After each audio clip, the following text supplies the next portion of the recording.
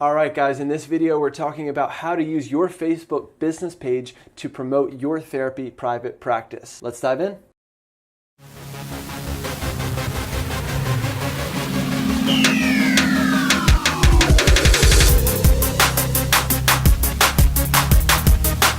All right, so in our last video, we talked about whether or not you should have a Facebook business page for your private practice. So make sure to check that video out as well. So how often should you use your Facebook business page? How often should you post? How much time or energy should you put into it? Well, there's no hard and fast answer for this. Rather than just outright telling you, I always want to teach you how to make your own decisions in private practice. So how often you should post depends on, number one, how big your practice is. Number two, how important is your Facebook page to your business? And number three, how does it fit into your overall digital marketing strategy? Again, like I said in the last video about your Facebook business page, I just want you to know why you're doing what you're doing when it comes to marketing and promoting your private practice. So as you're trying to answer this question for yourself, first of all, I think it's good to start with a measurable goal. So maybe you want to start posting to your Facebook business page more often. Let's say you want to post once per day. I would start posting once per day, and I'd set a clear measurable goal and set a clear timeline for that goal. So for example, maybe you decide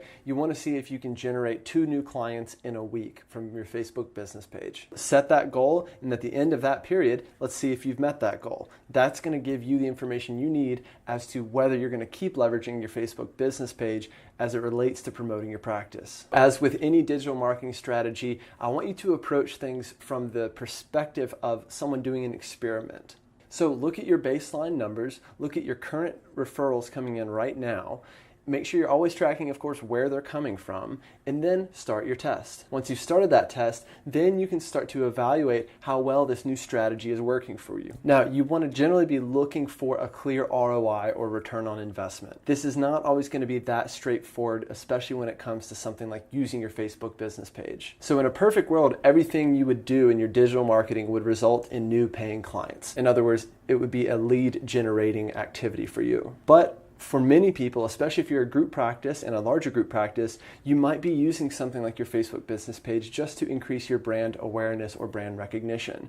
And this is a lot harder to really measure. So one KPI or key performance indicator you might look for when it comes to your Facebook business page is if you're trying to increase brand awareness and you're posting more often, you're putting content out there, you're doing more Facebook lives, then you might want to track from week to week how many Facebook page likes do you have on that page. And you really want to try to make sure you're getting the right kinds of likes. It doesn't do you a whole lot of good if you just have other therapists from all over the country liking your local private practice page, which happens to be the case for a lot of private practices I see on Facebook. So you really want to think about, is this working for me, and am I getting in front of the right kinds of people? All right, before we go any further, make sure you hit that like button so that we know what kind of content you guys are enjoying, and also hit that subscribe button so that you don't miss out on upcoming videos. All right, let's talk about what you should be posting. There's a lot of different options when it comes to your actual Facebook page content. Rule of thumb, from my perspective, it should always be, whenever possible, your content. I see a lot of therapists using their Facebook business page to promote an NPR article or an article that another therapist wrote.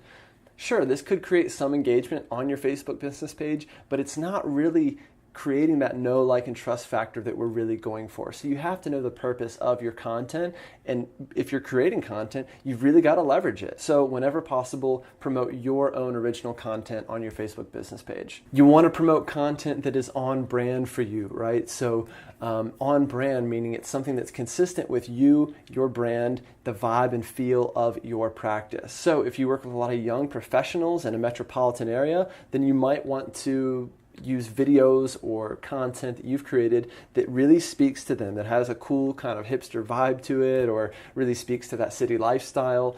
Just make sure that whatever you're doing is on brand for you. Make sure that it's also branded well for you. So make sure you're using your own logos, your own colors, etc. You just want to keep things consistent in terms of how you express your brand in all these different platforms online. You want to be creating content that gets engagement. So you might look at current events and see what's going on in the world today and create some sort of content based on what you see trending. From there, if you want to know whether it's working, just look at the kind of engagement you're getting with that content. So that could be the number of likes, shares, comments. All right, so let's talk about Facebook Lives for a second. If you follow me on Facebook, then you probably see me doing a lot of Facebook Lives, especially if you're in our Facebook group. I think in general, Facebook Lives are great for a practice or a business like mine, where I'm teaching other therapists how to build a private practice. So I can engage with that audience, and there's nothing really negative or risky about me doing these Facebook Lives with other therapists. Now, when it comes to doing Facebook Lives in front of your potential therapy clients, we obviously have to think about the risks associated there, the risks around confidentiality. I think as technology evolves, we just have to figure this out for ourselves in terms of what is your comfort level with new technology like Facebook Lives. But if you're comfortable doing it, I think absolutely do it. Whenever a social media platform offers a new feature like Facebook Lives or like Instagram Lives, I think we should be using that feature as much as we can. Clearly, this is going to make Facebook happy. So just like we want to do what makes Google happy, we want to do whatever is going to make Facebook happy or Instagram happy, whatever platform we're using. With that being said, if you are doing Facebook Lives, I really want you to think about repurposing your content, whatever you're doing. So let's say you do a Facebook Live about anxiety in teenagers. You can now save that Facebook Live video, upload it to your YouTube, maybe send it out to your email list. There's a lot of different things you can do with your content so that you're not creating something new for every single platform. All right, so again, I want to summarize by just saying, if you are doing something in your digital marketing for your private practice, just make sure you know why you're doing it. Have a clear, measurable goal, set a timeline, and you can know when you've hit that goal and whether using your Facebook business page with some frequency is really going to be worth it for you and your practice. Make sure you check out our related video on whether you should have a Facebook business page for your therapy private practice. And again, make sure you hit that like button, hit that subscribe button, and we'll see you next time.